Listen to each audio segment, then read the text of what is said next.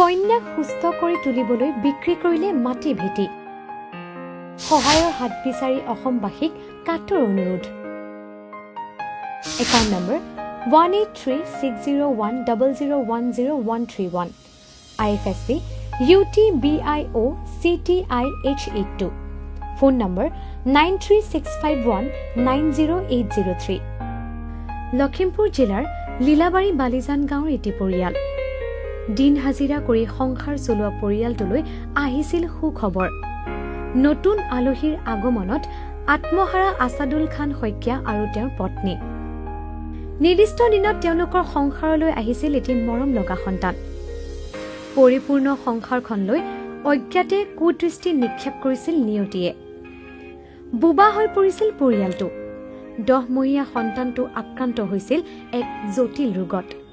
একমাত্ৰ সন্তানটোক সুস্থ কৰি তুলিবলৈ শইকীয়া পৰিয়ালে দৌৰিছিল এখনৰ পিছত আন এখন চিকিৎসালয়লৈ ঘৰ মাটি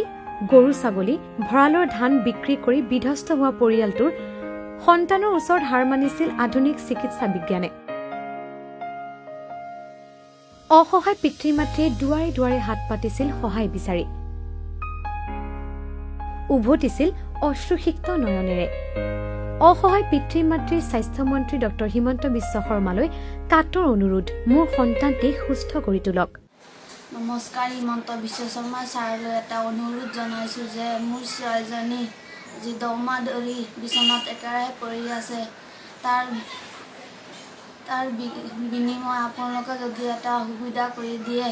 মোৰ ছোৱালীজনী সুস্থ হোৱাৰ কাৰণে তাৰ কাৰণে অনুৰোধ জনাইছোঁ আৰু যদি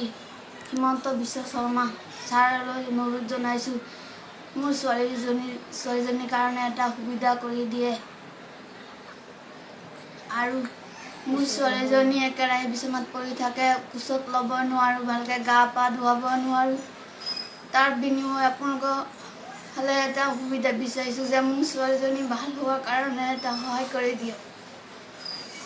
আৰু মোৰ মানুহটো হাজিৰা কাম কৰি খায় আৰ্থিক অৱস্থা বেয়া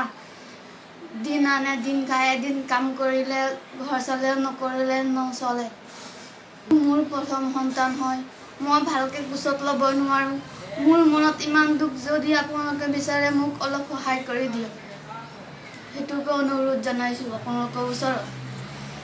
কোনোবা শুভাকাংক্ষীয়ে পৰিয়ালটোক সহায় কৰিব বিচাৰিলে তেওঁৰ United bank account number 1836010010131 IFSC UTBIOCTIH82 আৰু তেওঁৰ ফোন নম্বৰ 9365190803 যোগাযোগ কৰিব পাৰিব নমস্কাৰ হিমন্ত বিশ্ব শৰ্মা ছাৰলৈ মোৰ এটা বিনম্ৰ অনুৰোধ মোৰ কন্যা সন্তানটি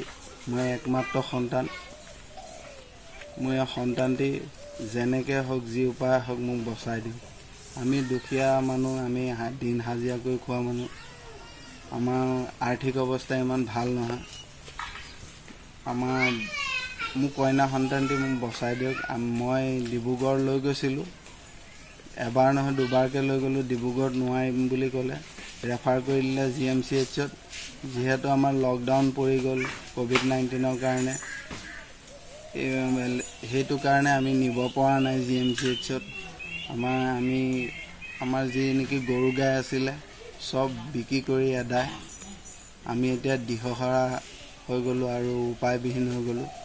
আমাক যেনেকৈ হওক সহায় কৰক অসমৰ ৰাইজে সহায় কৰক আৰু অসম চৰকাৰেও আমাক হয় স্বাস্থ্যমন্ত্ৰী মহোদয় আপুনি যদি দয়া কৰে নিশ্চয় পৰিয়ালটোলৈ উভতি আহিব হাঁহি আৰু আনন্দ নিউজ ডেস্ক ৰিপৰ্ট ৰফতাৰ 7 নিউজ